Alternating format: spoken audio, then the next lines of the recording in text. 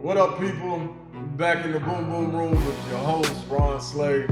I'm in here. I got a special guest. Doug in the bag, pull my dog out, and let him speak on his journey. A Nashville native with plenty of accolades to run down. But let me just say before I introduce him, next to Ron Mercer in the city, there is none more with more accolades, more longevity, at a high level than who I'm gonna bring on. If you've been watching my Facebook, you've been seeing the promo for him. So I'm gonna hit y'all a little bit with his video, and then we're gonna get in, and I'm gonna introduce the man, the myth, and the legend, the young legend.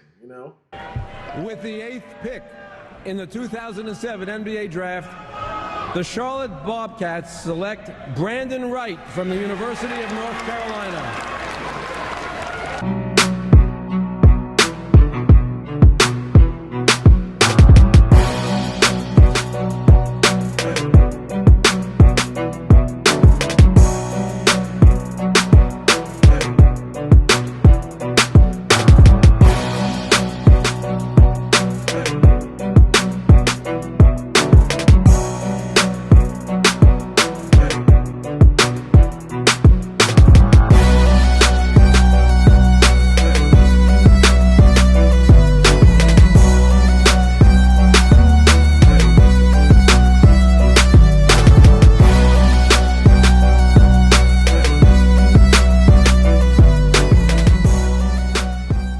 Well, without further ado, my guy, Brandan Wright.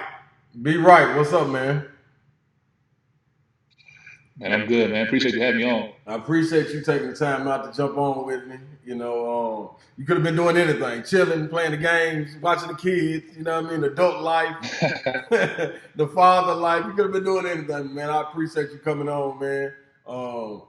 People that don't know, me and Brandon's family go way, way back, before, I realized what it was, before he realized what it was. So it's a connection now, always has been, in a sense, a little brother, big brother type deal, without even crossing paths in a sense.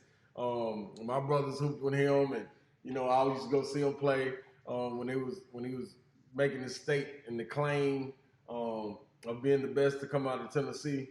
And then so forth and so on, being the best in his class.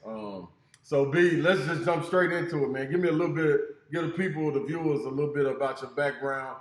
Tell, single parent home, brothers, sisters.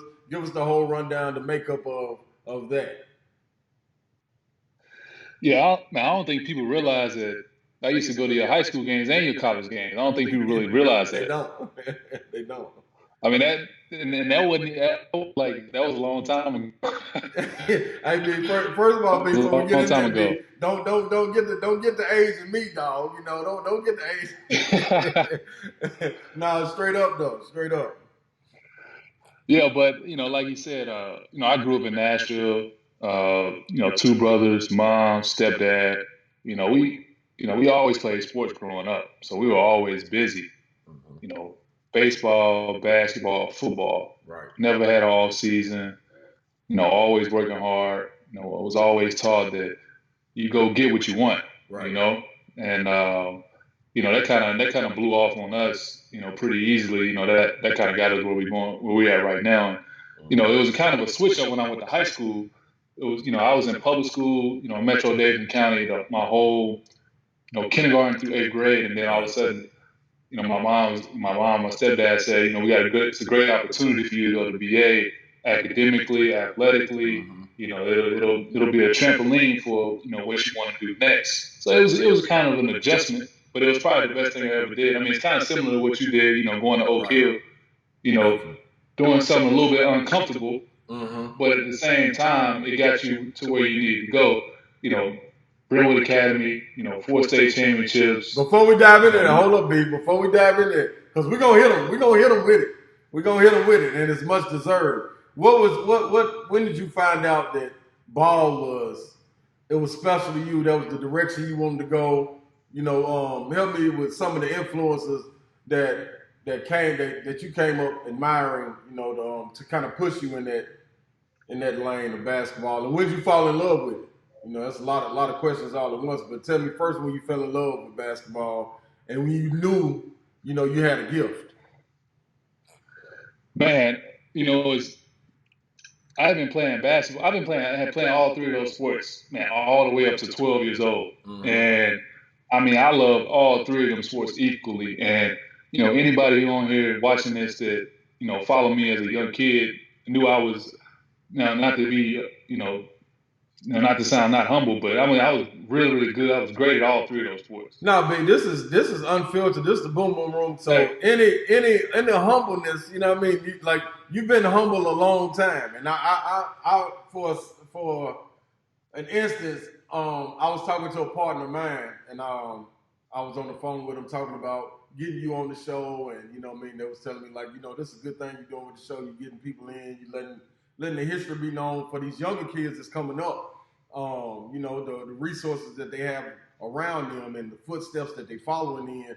And I was like, man, you know what? That's what's up. And he was like, man, you kind of like the big homie. You like a bridge to, the newer school, the older school. You know what I mean? And you keeping it connected. So on this, this ain't. For the fans listening, viewers listening, this ain't bragging. This ain't cockiness. This ain't arrogance. This is all facts. You know what I mean? And what we present you with, you know what I mean? Like, if you cold, you cold. Like, I was cold.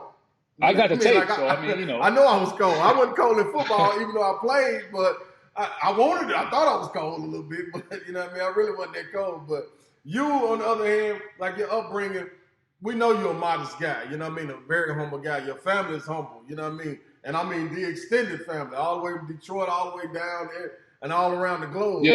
So don't feel like, you know what I mean, you got to, you talk that talk, B. You know what I mean? Big bro here, dog, because you ain't going to talk it, I'm going to pause it and I'm going to talk it for you. You know what I'm saying? Straight up. Yeah, but like you said, all three sports, we were always going to the state, winning championships, whatever. I'm doing great things. I loved all three sports. And we play AAU basketball on top of that. So we were, you got football season, basketball season, then you got baseball AAU split. So, twice a week I'm going to AAU basketball practice, twice a week I'm going to baseball practice. And then sometime I had to pick on the weekend, you're going to go play in this baseball game or you're going to go down to Orlando and play in this tournament, So, my parents, my mom, my stepdad, give them credit because, man, just think about doing that for that's a lot. Age 5 all the way to age 14. That's a lot. Basically 10 years straight. Yeah. I mean, that's a commitment that, they poured into us. And, they showed us that, we're going to do this for you. You got the opportunity to do something with it, and that's what I want to do with my kids. I got to do the same thing. I can't do anything less. That's big time, man. And salute to your mom, step pops. Most definitely your mom, because that's what our relationship is with. Man, I know she was doing that. You know what I mean? Bringing you them games, like it's a non-stop grind, man. Like to put your kids in positions, maybe that you wasn't fortunate enough to have, and to put them out there in that light like that, especially when now it's different because you got so much more social media and so many different avenues to get information out about people. But at this time, you got to put the person in front of somebody to see them. You know what I'm saying? Especially coming as big as Nashville has grown. At this time, Nashville was still a small place, and really. We grew up in a different place, right? Exactly. Now it's, this is a big city in America now. Everyone wants to move here. I tell somebody I'm from Nashville, they say, I love that place. I'm like, how you know about Nashville, But, this is how it is now. So it's a brand new breed here. So we're getting ready to go into you going to Brentwood Academy. You leaving public school to go to Brentwood Academy. How was that? Did you understand that, as what were you, 14, 15, getting ready to go to high school? Yeah. Did you understand that at the time? You know what I mean? The decisions that were being made, or were you with it, or did you like, man, let's just do it? You know what I mean? Hooping is hooping wherever it is. I mean, I was a little nervous because I was stepping out of my element. It was a different situation. Different economic backgrounds. Growing up in all black school, going to a majority of white school. It's a little bit different for me. It was something new. You know, used to being around different type of teammates because we played sports. Exactly. But it's a whole new atmosphere when you got to do it in school. But it was an easy transition. I had a lot of friends that already went there. The coaches made it pretty smooth. Teachers for the most part did their job. Made it easy. Yeah. And I mean, it was smooth from there. And like I said, after that, it was just straight hoop. It would, you used to seeing much better, whatever in the summertime. So it was just after that, it was just all downhill. Right. So you walk into this situation at Brentwood Academy, which is a private school here in Nashville. You go over there and immediate success picks right up off of you as middle school, elementary school. All of it just keeps flowing. You win the state championship as a freshman. Did you expect going into it to do that, or were you shocked by it, or did you know the work you put in was going to get you to that point? Man, to be honest, that was a tough season. That was our hardest season, to be honest, because we lost a lot of close games that year. Right. I think we ended up losing 12 games that year, something like that. Yeah. And then we just peaked at the right time. We got super hot at the end. We started blowing out teams that beat us by 20 in the beginning of the year. We see them again. We beat them, and then we just got hot. And then I think that kind of propelled us to do the things we did the next 3 years. I mean, getting nationally ranked. Being able to play against these top players in the country.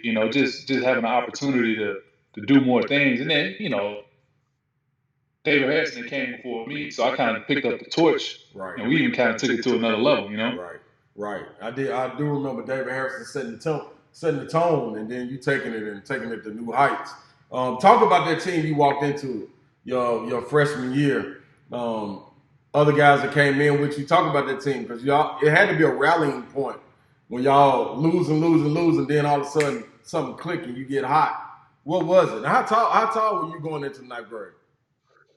Freshman year, I was 6'7", 6'7.5", about 6'8". So this was the thing. This is what kind of hurt us, to be honest. Mm-hmm. We had myself and Josh Bone came in as freshmen. Right. And Coach Pitts, he told us up front, he was like, look, I think you guys are two of the 5 best players. You guys are going to start from the jump. Right. And I don't think that went over well with some of the upperclassmen. Yeah. So that was a little bumpy, and it happens at every level, Mm-hmm. with rookies and NBA players and college. You know how it is. You've been through it all. You've seen it all. Without a doubt. So that was a little bumpy. In the beginning. But after we got over that, we kind of, put our egos to the side, and we started performing at a much higher level when we playing as a team. I think that kind of allowed us to take off, because how Brentwood Academy is a bunch of very, very talented guys. Right. And especially on the football side, those guys come in, they're used to doing certain things, and you got real basketball players in there, so it's time to change it up just a little bit. Yeah, so you walking into the situation, and like you're saying, man, at this time also, Brentwood Academy is a powerhouse in football. Besides what David Harrison did, as far as putting them on the national stage, you guys took it and put it on the national stage. You know what I mean? Yeah. Not just a guy. It was your team was ranked. And y'all did that with guys coming over from a football team that's athletic, crazy athletic, strong, and mixing that with real basketball players year round. It's a hard thing to mesh, and so you it's a lot of egos involved in it, and you guys handled that well. Going into your sophomore year, did you expect to repeat off that championship your first year? Oh yeah, after we won the first time, I was like, why not win it again? And right. you take it a year at a time, but you got to do it. Yeah. And I knew, my brother was coming along. We had a couple other freshmen who were coming along. I knew we were going to be really, really good because they were basketball players. Right. I knew those guys were going to go to Division I basketball school, so we knew the program was going to take off. Right. We knew it would be a lot better. And a kind of a little side note, that season, Josh Bone had tore his ACL, and that kind of helped out some of those young freshmen kind of step into those roles and even develop themselves even better, which got us to be a great team in 2005 and in 2006. Right. So Bone tears his ACL. You got young guys stepping up. What was that? At this time, you're not 6'7" anymore. Going into the sophomore year, you grew a little bit more. Yeah. What was it like carrying that weight? Was it any pressure? You listening to the outside noise that you're supposed to win, or walking around school, man, you got to take care of business, this, that, and the other. Like, what was some of the pressures that you were facing? Whether it be schoolwork, anything on the court, as we know, it came kind of not easy because you put the work in, but came easy in a sense. Because I remember coming to see you play, and like, damn, this man just flat out dominating. Like, this ain't the skinny little dude I used to see in 7th grade. Like, this dude is different. You know what I mean? And you can see it blossoming. I don't know from your eyes though. What did you see, and what was your eyes on?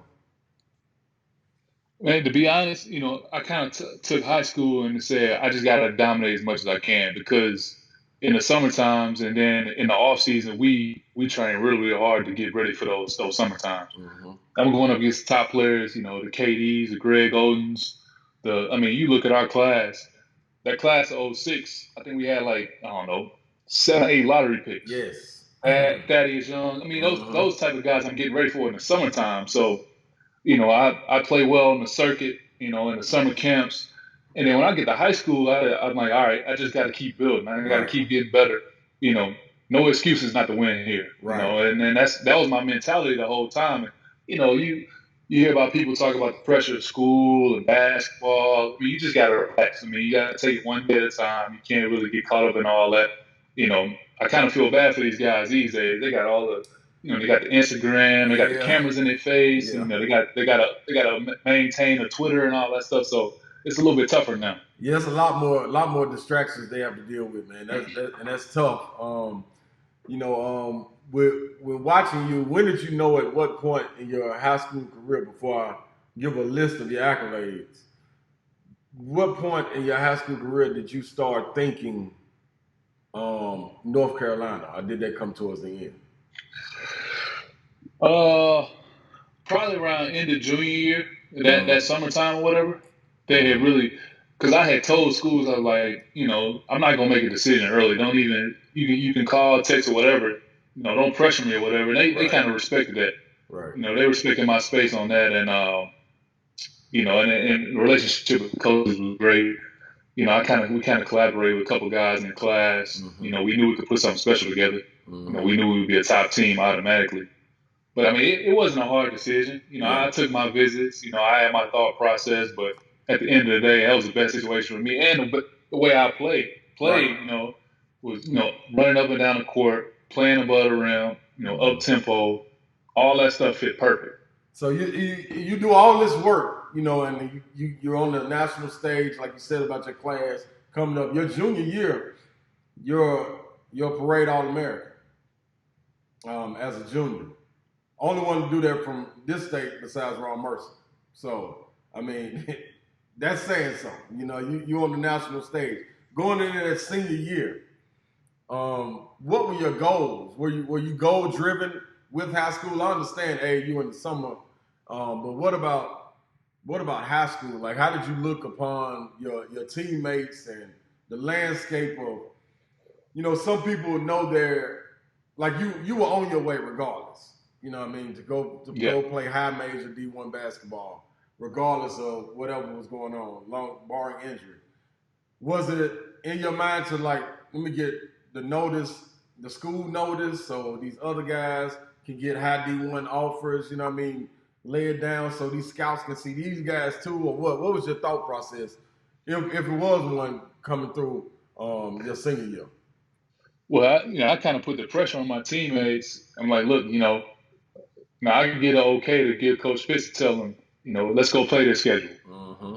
Let's go play 11 ranked teams. Right. Let's go do this. So that means you got to be prepared. Exactly. We got to be ready. Exactly. And I think we went 37-2, whatever it was that year. Mm-hmm. And that turned me down in Florida, the City Palms. We run through that tournament. That's what we got on the map my senior year. Yeah. We came in the season unranked. I think we lead that tournament. We beat 5 ranked teams in a row. We lead that tournament ranked top 5. So that was early in the year. That was in December. That's tough. So that's right when the season started. So that kind of that put that confidence in those guys to get the job done. Mm-hmm. And you go on. You have a number of triple doubles throughout your career, and then that senior season, you averaged 22, 9, and 5 to go on and win. That was just in Tennessee. You go on to win Mr. Basketball 2004, 2005, 2006. 3 straight times. Becoming the first player ever to win the award 3 times at any level in Tennessee high school basketball. That's saying a lot, B. Did you know, like, you were accomplishing those feats at the time and you were setting the bar higher than it already was? It's like junior and senior year when I talked to Coach Pitts and we sat down and, we go through these games, like, because, in high school at that time and now you play games, high school from out of state because you matching player against player. Exactly. That's what it come down to. Exactly.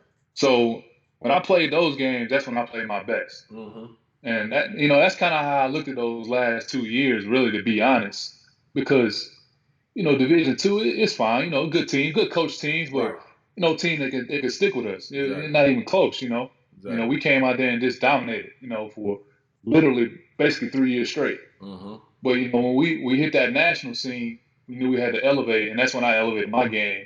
Had to really step up and put on because that's what everybody wants to see. Yeah, he most definitely. You definitely did that. I remember going to when y'all were in the state.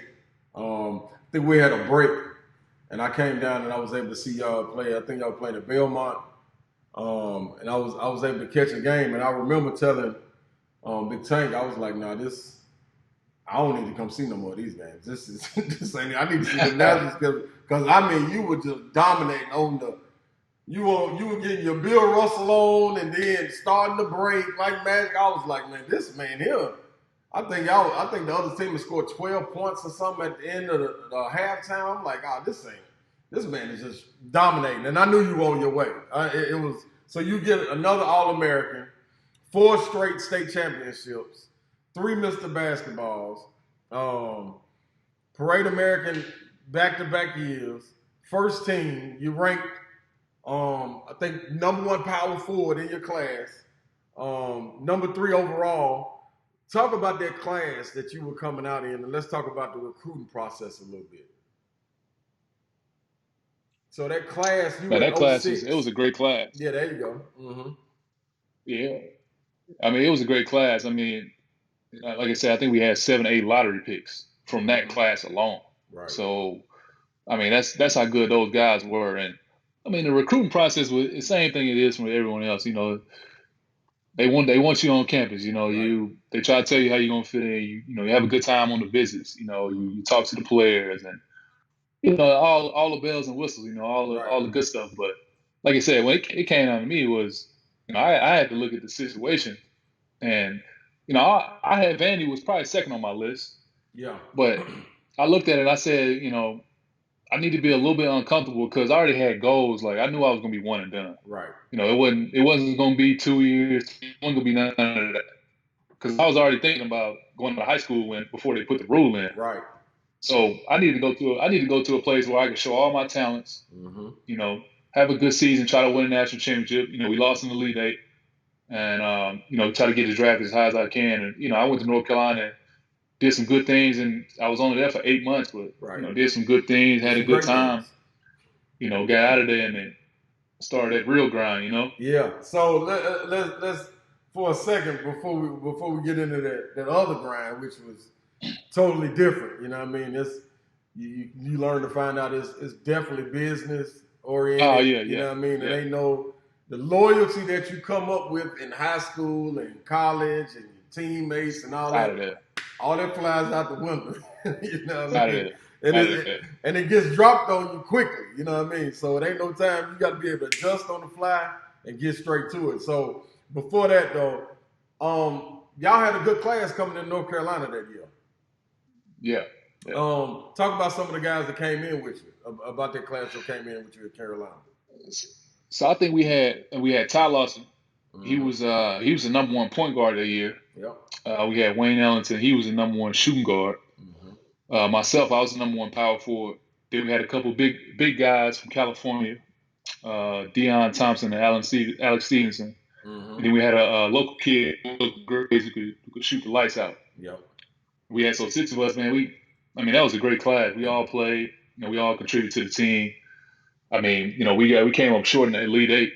Blew that 18-point lead with 8 minutes left against Georgetown. Yeah. That hurt. That one still hurts. It sticks with me, man. I can't even watch the game straight through. But we had a lot of success. But they ended up winning one. They went to the Final Four the next year, and then the year after that, they ended up winning one. So all the guys I came in with, they got them double ring. So you helped catapult them into that. Looking at your year, what was the biggest adjustment?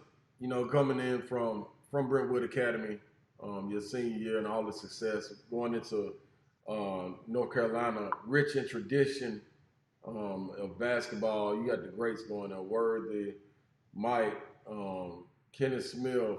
The list goes on and on, man. Like it's forever. But to walk in there to practice and to go into those games and talk about the feeling that you got when you first got there to look up, you see all the jerseys in the rafters. To me, it's a little bit like Oak Hill was for me.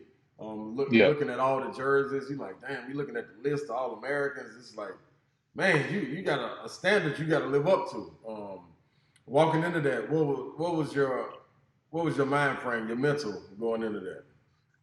Well, the crazy thing was, like, the first day you get on campus at Carolina, you playing pickup against all the pros. Right. They all there. It was crazy because the level of player on the court, was crazy. You talking multiple first round picks. You talking like legends like Vince Carter. You talking, at the time Marvin Williams had just got drafted number 2 overall. Players like that. Guys that's in the league. Had been playing for a while. Current guys on the team. That know you a top freshman in the country. They don't want you to come take their spot. So that was crazy. You lose, you might sit off 3. So that was kind of tough. That was kind of crazy for me. And then you got those guys telling me that, and you just as good as any of these other guys that came through. And they pointing up to the rafters too. Right. That's how they talking. That kind of hit me hard. But they knew I had goals. We sat down and talked about it before I even got there. They knew it was, I wanted to come there and make a mark, and then, go on to the next step. So you see that what person can you think back to that when you played against them, you were like, damn, like, did it ever dawn on you like I'm playing against Rasheed Wallace, or I'm playing against such and such, or you know what I'm saying? Like where it hit you and you were like, damn, I am all right. When you go back to your dorm room and you sitting there like, man, I got a chance. Was it any situations like that for you? You know what? Let me take it back. To be honest, it wasn't even when I got to Carolina and played against them guys. So when I was in 7th grade, I got invited into you probably heard about this, the Jordan, remember the Jordan camp? Yes, sir. The one out in Santa Barbara, California. So I got invited there, and they didn't invite that many guys that weren't in college at the time. Right. So I got invited to that. And what we did was, obviously we did our thing with the kids, we talked, had a good time. But in the morning, at about 7 o'clock before the camp start, and at night when everybody's gone, we worked out. And I worked out with, people like Darren Williams, people like David Lee, people like Jared Jack, people like Ronnie Turioff. It was multiple first round picks, second round picks. Right. And that's when I knew I was going to be all right. I'm 13 years old going up against 19, 20, 21-year-old first round picks. Right. And they were telling me that you're going to be something nice if you keep pushing. Yeah. So that's when I got that. That's when I got that confidence. Mm-hmm. A lot of people don't know about that. That I went out there and participated in that because they don't put cameras on that camp. Exactly. But that was one of my things that really pushed me to be able to go to another level. Right. So when I got to Carolina, I had seen that type of talent already. Right. But it was just crazy that it was kind of like a brotherhood though. Mm-hmm. Mm-hmm. That's big time. So you go into that season. Talk about some of the competition that you all. We know y'all made it to the Elite Eight, lost that game, but talk about leading up to that point when, because it is different. Even though it is some of the guys you're playing on the AAU circuit and things of that nature, and you playing against some greats, playing pickup. But when them lights cut on in the Dean Dome, that's a tad bit different. You know what I mean? On that major D1 stage, that's different than playing in the AAU summer. And it's all about you. This team atmosphere that you got, like you said, a brotherhood at Carolina. You got a number one point guard coming in with a number one power forward. Like, talk about that. What was that journey like? When did y'all start to mesh and start to click in that freshman year? I mean, to be honest, we didn't have any time to get our feet wet because coach stacked the schedule, like the preseason schedule. I mean, we played Gonzaga, we played Tennessee, played Ohio State, we played Rutgers. So it wasn't we didn't have a chance to just go out there and win a couple games and figure it out. we in the preseason. We in the preseason NIT in New York. We lost to Gonzaga, and then we ended up playing Tennessee in the consolation game. We beat them. And then, we had Ohio State in the ACC Big Ten Challenge, which is a tough game too. Before you go any further, watch how you say we beat them, because I wasn't really feeling that right there. Like, you just, you just threw that out there like we beat them. You know what I mean? Like, that wasn't nothing. So, you know what I mean? Just take it easy on us, man. We know what y'all had. Just take it easy. No, the problem was that we both lost in the semifinal. We was expecting to play each other in a championship game. Right. We both got beat. All four teams were ranked at the time, but both teams got beat. But we wanted to play Tennessee because we knew the type of style y'all played, and we played also. So we knew it was going to be a track meet. Yeah, definitely. We needed to play against we needed to play against a team that played just like us. So, going forward, give me some more matchups throughout that year that you look forward to. And I really want to touch on the Duke. Tell me about what that rivalry is like. Before we hit Duke, the coach, he kind of pulled me in the office before. We go through the preseason. I think we were like 11-2 after the preseason, whatever, something like that. Ranked in the top 10 or whatever. Right. He pulled me in his office. We got Florida State in our first ACC game. And he pulled me in the office and said, B, I'm gonna put you on their best player tomorrow. Yeah. And at the time, that was Al Thornton. Yeah. He was a first round pick too. He was a monster down there too. Yeah. I mean, he could score. Yeah, he could score a lot.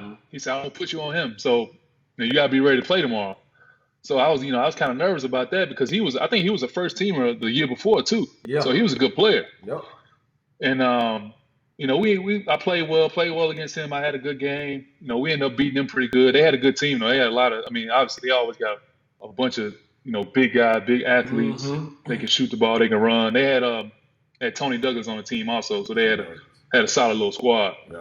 But that gave me another boost of confidence too. Like you know how it is. It's all building blocks. Every time. Everything is a build. Everything is a milestone. Without a doubt. And getting through that game was good. And then like you said, going on playing against Duke. We played them on the road first, so I got the chance to experience Cameron, and with their fans. They it's a little different. Yeah. You go somewhere like Clemson or one of these other schools, they'll disrespect you, blatantly. They'll call you ugly, say your mom's ugly. And Duke is a little bit more clever. They like to use their book smarts to their advantage. You go to Duke. They'll find out something about you that no one knows, and they'll just be chanting the whole game. Yeah. But the TV, the telecast don't know what you're talking about. But it can get in your head. You know how that stuff goes. You've been through it, you've seen it. So I kind of respect their fans on that point right there. When you go to NC State and get real nasty over there, so it was always good to beat them guys. Hey, so you got Duke. Now, leading up to that game, tell me what the week was like. Because I knew how it was being in Tennessee when we played Florida or we played Kentucky. Basketball or football, whatever it may have been, it was different leading it. Like you could feel it leading up to that game. You know, you could feel it from the student body, you could feel it on campus, you could feel it when you travel. Oh, yeah. You knew about it. Tell me what that was like. Man, I mean, obviously you can feel it from the campus, you know, from the students, everybody's hyped up, but the person you could feel it from the most was Coach. Really? Man, he was a different person that week in practice. Yeah. Because he knew what it meant. I mean, he was intense. He was on edge. I mean, because he knew what time it was, you know. Yeah. At the time, because I think the year before, I don't think we did. We played well against them at all, and I think the series was kind of turned a little bit. So, you know, he was feeling a little heat. You know, it was getting a little hot. So that week, everything was a little harder. Every cut was a little harder. You know, maybe one more sprint. You know, maybe one more dad gun from him. You know, because he don't really cuss like that. So, but he was intense that week, and you know, we went in there and beat them guys, but man, we had to earn it. Yeah. So the returning trip, coming back to Chapel Hill, how was that being able to play on your own floor and get the momentum from your crowd and you get to feel it from them? What was that like when Duke came to Chapel Hill? Man, that was that game. I don't know if you remember. That was that game that Gerald Henderson had broke Tyler Hansborough's nose with the elbow at the end of the game. Yeah, sure was. So that was a little crazy right there. That was, you know, that's kind of a defining moment in the, you know, the rivalry history. You know, that's one of those bullet points. You know, so that was kind of crazy in itself. And you know, we were a much better team than them. We outman them. They couldn't really beat us or nothing like that. But for that to happen right there, that just pushed it over the edge. But that game was crazy because it was senior night. That, you know, that happened, and we won the league title on the same day. We had to do all that stuff. All that stuff had to happen for us. So we had to win the game to win the league title. Right. We got the number one seed in the tournament. So, you know, that helped. That was a crazy time. And before going into the tournament, you were named second team All ACC as a freshman.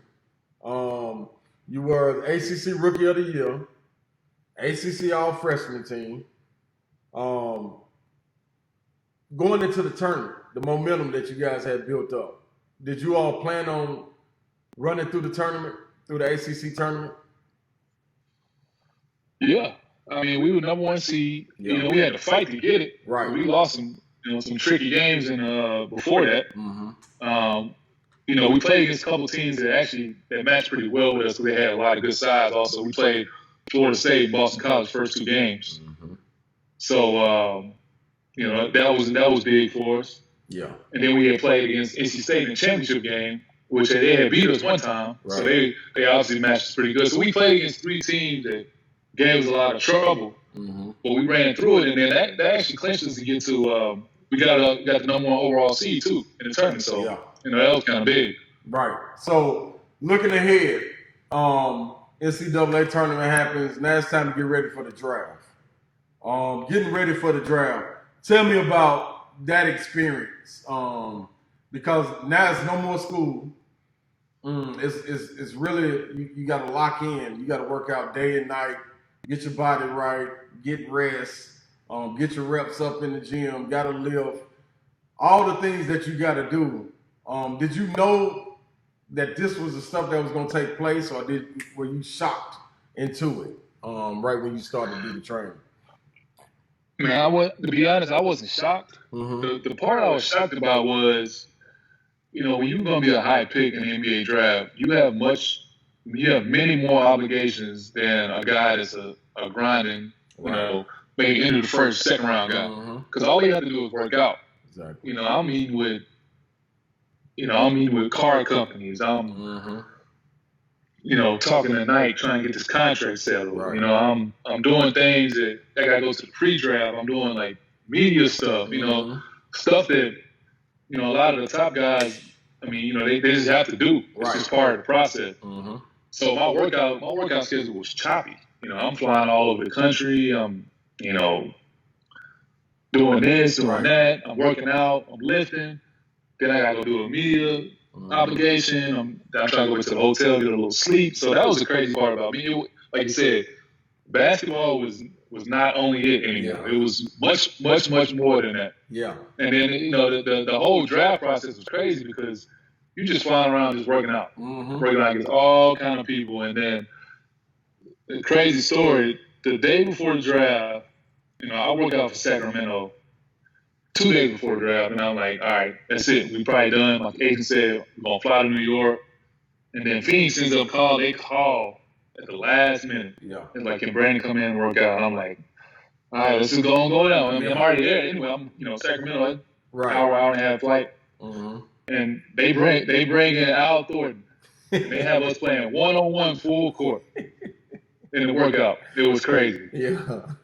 We had already played each other. We had already played each other 3 times. And they had us playing. I said, how much film y'all want to see? We played each other 3 times. They had us in there playing full court 1-on-1. Exactly. So, I mean, you probably got some draft stories. I mean, they just do crazy stuff. Like, I think they just want to test you to see what you. I think that's what it is. I think I went through something similar with Miami, man. Like, so they called back, and I remember I was with Miami, and they had me work out with the bigs the next day, and I did good. The next day, I was supposed to leave, and they called me right before going to the airport. And like, hey man, we got some guards coming in. You want to work out with them? And I'm like, man, I ain't really been playing the guard spot, but I can't say no. Yeah. Like, all right, let's do it. You know what I mean? So it's wild, man, and everything's moving 100 miles per hour. You know what I mean? You got to process all that. Man, see, I'll never forget it. Dan Marley and Steve Kerr, they both sitting on the sideline watching me and Al Thornton play 1-on-1 full court for about 30 minutes straight. And I'll never forget that. Not saying anything. Just sitting there watching. They wasn't even, nobody else was even in the gym. It was just us 4. That's it. It's crazy. That's wild, man. So you getting ready for draft night.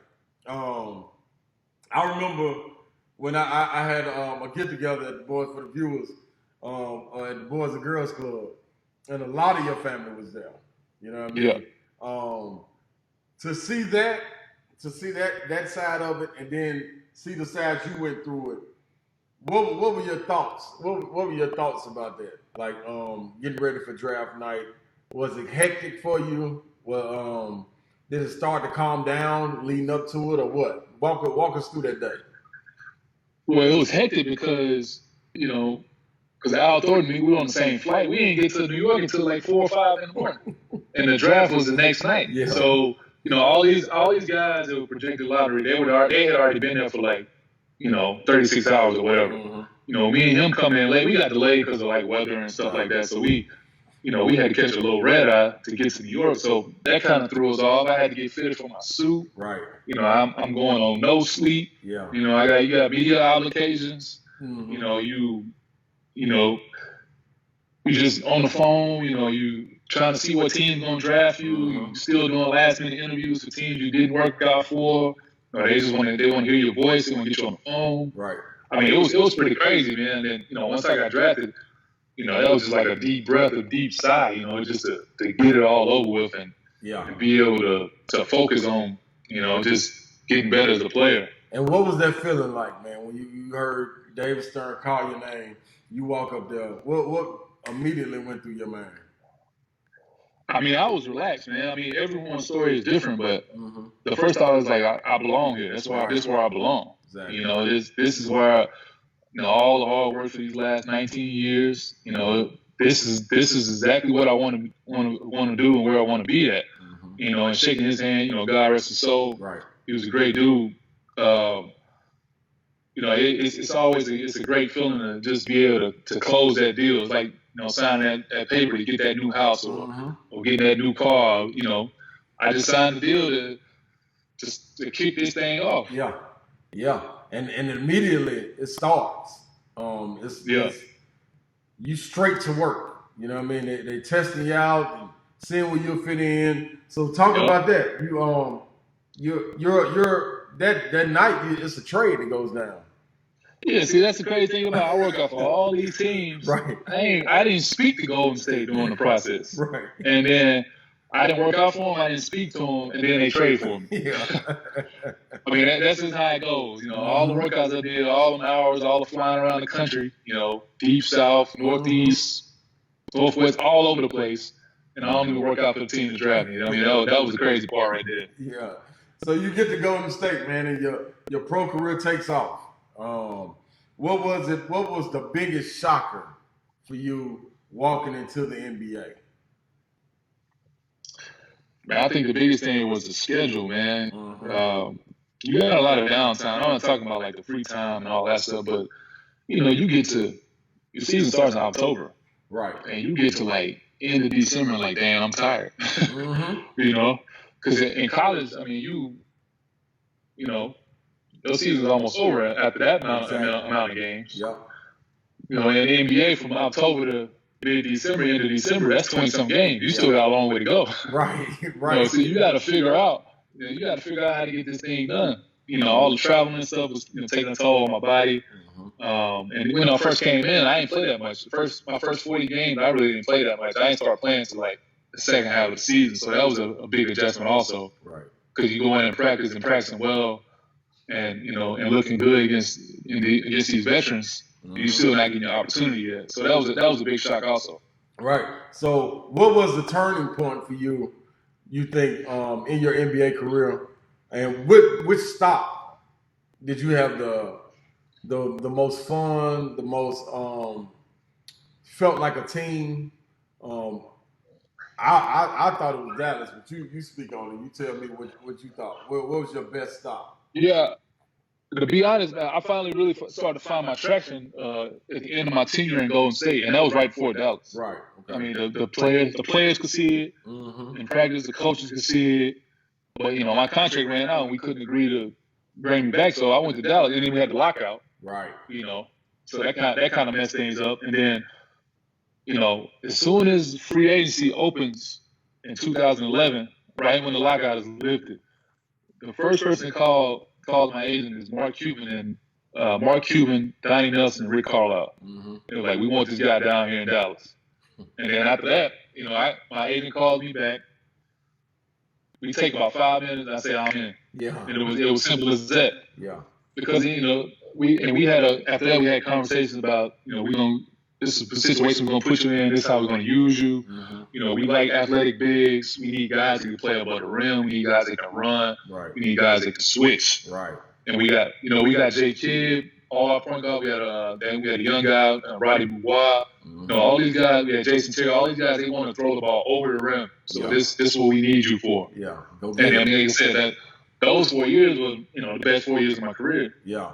Now, what do you think made it to where you got comfortable like that? And like you said, going out of Golden State, you hit the lockout, and then as soon as the lockout was lifted, you go to Dallas. What made you? Was it something during the lockout where you were sitting there able to gather your thoughts going into a new season, new situation? What was it that hit you? I tell everybody this all the time. I was able to heal my body because I had that shoulder surgery in my second year in Golden State, and I still wasn't fully recovered from that. Right. So going through the lockout, that lockout actually gave me a little bit more time than usually would have for an off season. I had extended off season, so and guys around the league too. And I played with Al Harrington in Golden State, and when we played him, he played for Denver at the time. He was like, "You look like a new player." Yeah. Since when I see you in Golden State, I was like, "Yeah, I got myself healthy. I was able to actually train and not rehab. Right. I was actually to take care of my body." And I mean, I took off as a player, like physically, mentally, all that stuff, able to push me over the edge. So talk about how important that is, because a lot of kids don't know. They just see, man, the NBA, you playing night to night, you're going city to city. I don't think they understand the rigorous routine you put your body through and how it can break down on you, and that can stunt your growth in the league or in being a pro, period. So talk about that. How important is that, and how important it is for you to take care of your body and to be on top of those things, and knowing that the team isn't the one really that has to take care of you. Like, you have to take care of yourself. So speak on that as well. Yeah, it's a different game, man. I mean, you in high school, in college, you know how it is. You forced to do these things. Right. In the NBA, if you don't want to show up and work out, I mean, they're not gonna chase you down. Right. If you don't want to lift, if you don't want to lift this week, they'll encourage you. But if you decide not to come or you show up, that's on you. Exactly. But at the same time, that's part of your career. And that kind of messes guys up. And especially you come at a young age like I did. I'm drafted at 19 years old. I'm in there at 19 years old, whatever. A lot of guys come in with that mentality because a lot of guys, they don't really lift like that or train their bodies or do things they need to do. Right. But once you get that first 82, when that first hits you, Yeah. I think you got to change. You got to change the way you eat. You got to change the way you sleep. Everything. You got to have a new routine. Been the last month been training with Darius Garland. He's really committed to changing the way his body is because he got the experience that first year and how tough it is. And these days, he's getting hit with a screen by a guy the size of me. Yeah.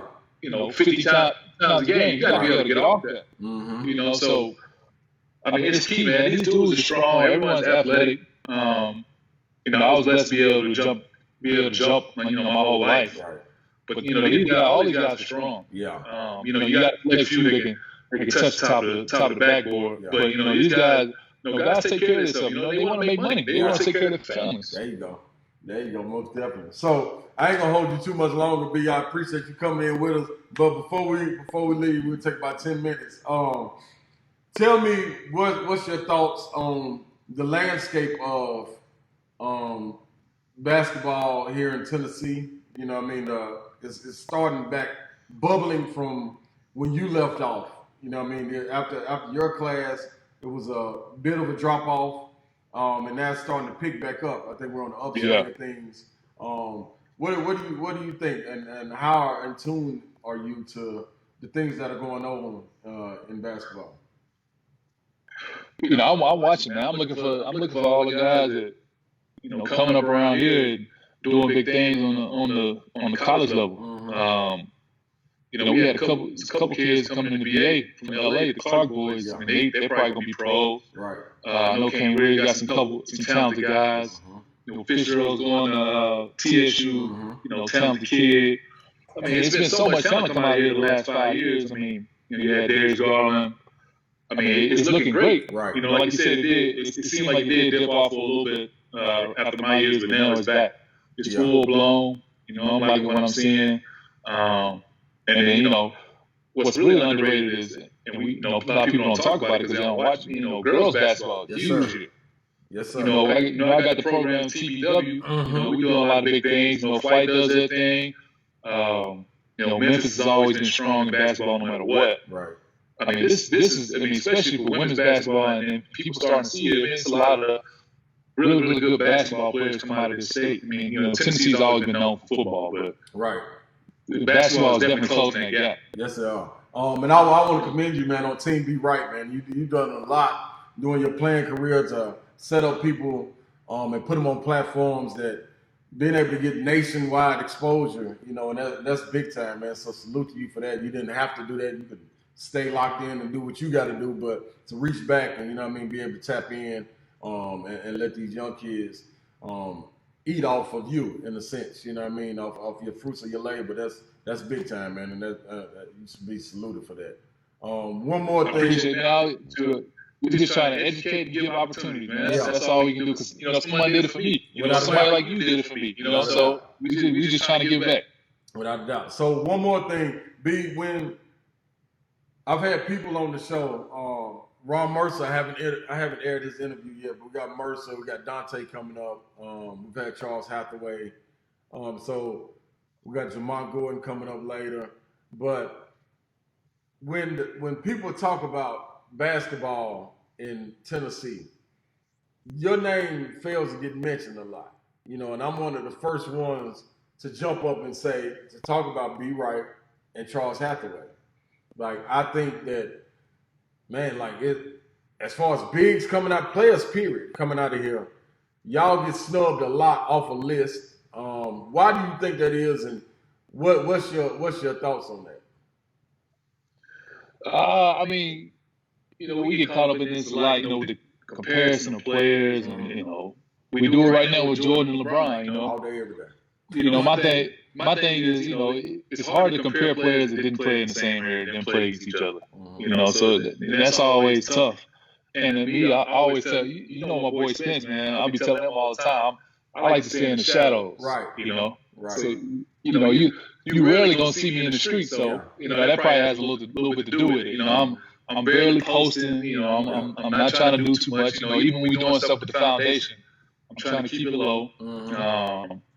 So keep it. If I was out here screaming and stuff like that a little bit more, probably people recognize me. But it's all good.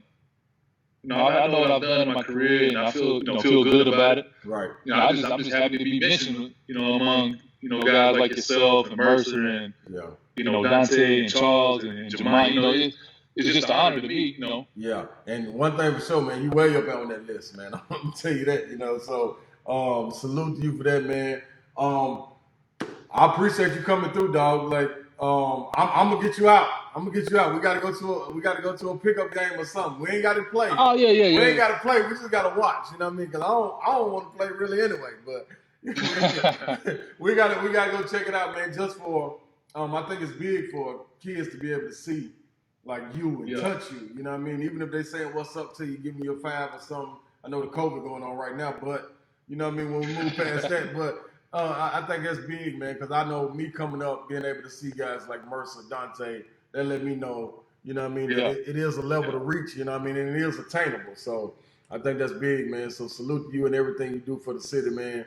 And your family, I know one thing for sure is proud of you, man, because I know I'm like an extended part of your family. And for the viewers that don't know, like we talked about earlier, but I love you, dog, man, and I appreciate you, man.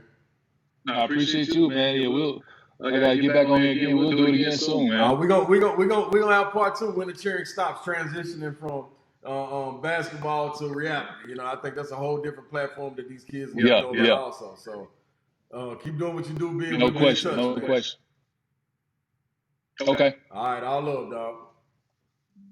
You too. Bet. People, that's be right. You know what I mean? Joining us on the Boom Boom Room. Be looking out for part two. Hope he touched on some things that you all can relate to. You know what I mean? That is one of Nashville's own, man. When you talk about accolades, he's one of the most celebrated to come out of the state of Tennessee. Winning 4 state championships back to back, 3 Mr. Basketballs, going on to be a 2-time parade All-American. Next to Mercer, as far as a high school career, I'm in to do that. Then going to a rich tradition at North Carolina and staking his claim and putting his name in the books, if you will. Been the 2007 All-ACC freshman, All-ACC tournament. Man, the list goes on and on. Then going to be the 8th pick in the NBA draft. Surviving the lockout, having a great career. But that's that, man. So stay tuned. I got to end every show, man. You got to go subscribe to the YouTube channel, Ron Slay. Do that if you will. I love y'all for it, man. I appreciate all the support. We'll be back later to have that on. One more thing that I would be remiss if I did not mention.